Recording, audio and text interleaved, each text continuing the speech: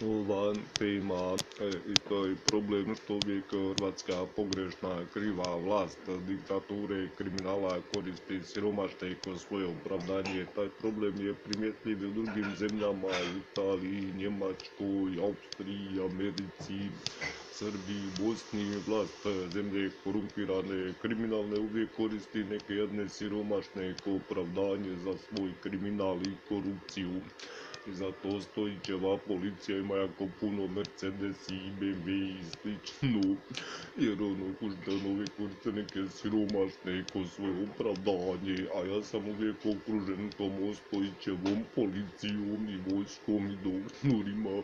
Znači, možda cijela Njemačka koristi siromašne u Hrvatskoj ko svoje opravdanje za korupciju i kriminal, Italija i Austrija, a možda i cijela Slovenija i Srbija i Bosna i Amerika. Ali ja ne želim nikom biti opravdanje, nego vidje posvetne ulovite i Ostojićevu policiju i hrvatsku vojsku i doktore i obavještajce. Hrvatski poličare neće nikom biti opravdanje za masovnu korupciju i kriminal.